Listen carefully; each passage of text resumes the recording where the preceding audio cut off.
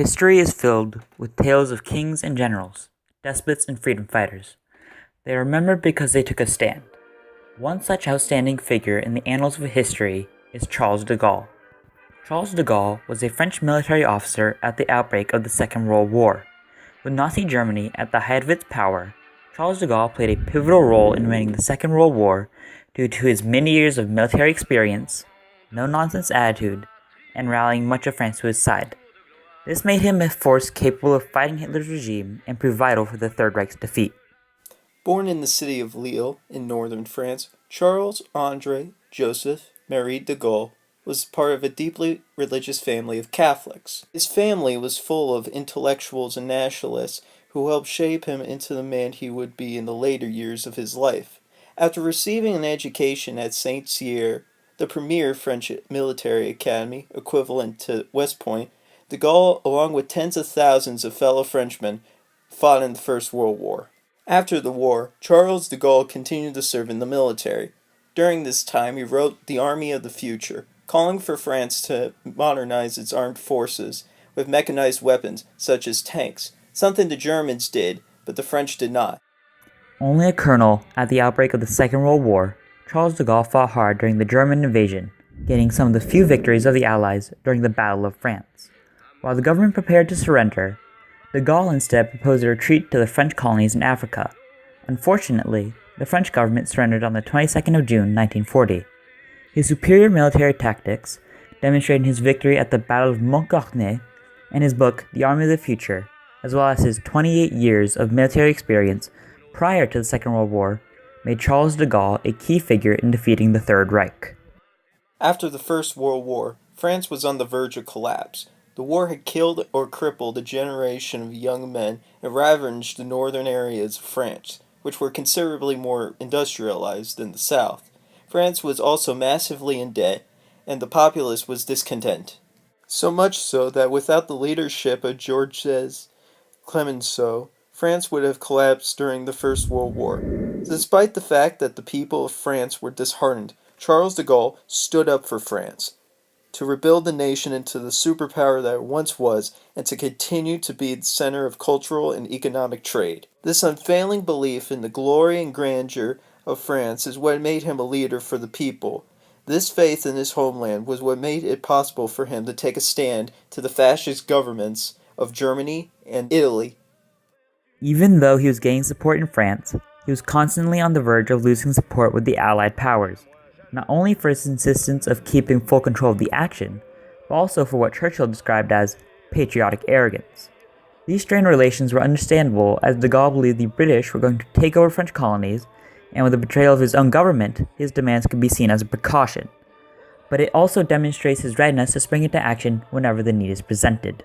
As the liberation of France began, French forces fought alongside the British and American troops. On August 20th, 1944, the 2nd Free French Armored Division liberated the French capital of Paris. On the 26th of the same month, gunfire erupted on de Gaulle as he entered the Notre Dame Cathedral, where he was to be received as the head of the provincial government by the Committee of Liberation. Although his generals, Leclerc and Koenig, tried to rush him inside, de Gaulle simply walked with his posture straight and head held high.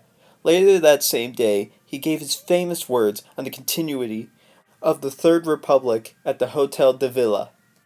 His spirit only encouraged many Frenchmen to rebuild and keep fighting for free all of France. His refusal to sit on the sidelines and to show fear in the face of danger demonstrated his no-nonsense attitude and determination to fight and never surrender. However, this freedom came with a price, as the country began to collapse without a formal leadership. Charles de Gaulle, in an effort to save the Republic, went on a tour of the country, giving speeches and curbed the communist resistance that was underway. Having the full support of the people was the only way to recapture the rest of France, and de Gaulle understood this need. In May of 1945, the Germans surrendered to the American and British forces, and an armistice was signed. Soon afterwards, in October of the same year, elections were held to decide the fate of the newly united motherland of France.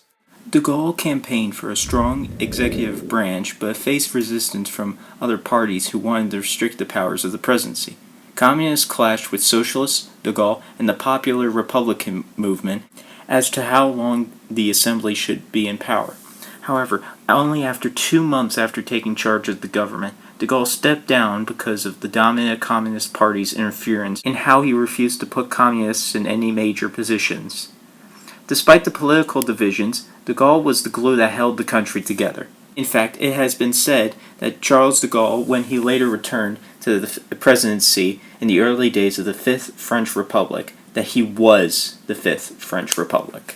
During his long career serving the people of France, de Gaulle had countless critics. In this sense, he can be compared to United States President Jimmy Carter, in that they were both men of vision, men with strong moral character, and men that refused to compromise on what they believed, which hampered both world leaders in their efforts. De Gaulle was incredibly stubborn, and often complicated things with other Allied leaders, especially after the Second World War.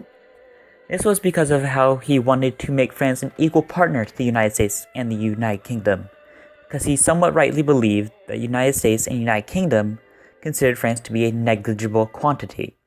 Despite his refusal to compromise and accept anything less than France returning to its superpower status, it was this very same single-minded determination that saved the French state in the Second World War and perilous post-war period.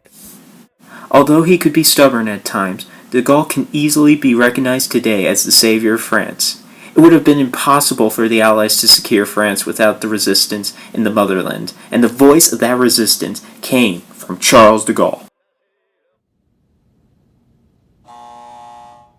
Le gouvernement français a demandé à l'ennemi à quelles conditions honorables il pourrait cesser le combat. Il a déclaré, en outre, que la lutte devait continuer si ces conditions étaient contraires à l'honneur, à la dignité et à l'indépendance de la France. Nous avons été surpris et submergés par la force mécanique, la tactique de l'ennemi. Mais il y a malgré tout des raisons d'espérer. Croyez-moi, rien n'est perdu pour la France. Les mêmes moyens qui nous ont vaincus peuvent nous apporter la victoire. La France n'est pas seule. La France n'est pas seule. La France n'est pas seule. Elle peut faire bloc avec la Grande-Bretagne et disposer d'immenses réserves. La guerre n'est pas tranchée par la bataille de France. Toutes les fautes qui ont été commises n'empêcheront pas qu'un jour l'ennemi sera écrasé. Cela pourra se faire grâce à une force mécanique supérieure encore. Le destin du monde est là. Moi, général de Gaulle, actuellement à Londres, j'invite les officiers et les soldats français qui se trouvent actuellement en Grande-Bretagne à se mettre en rapport avec moi. Ceci vaut également pour les ingénieurs et ouvriers spécialistes de l'armement qui se trouvent déjà en Grande-Bretagne ou qui viendraient à s'y trouver. Quoi qu'il arrive, la flamme de la résistance française ne doit pas s'éteindre et ne s'éteindra pas. Demain, comme aujourd'hui, je parlerai à la radio de Londres.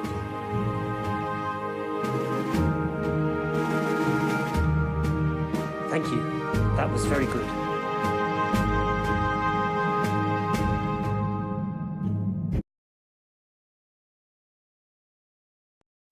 For taking a stand in the face of evil, Charles de Gaulle is known as the savior of France.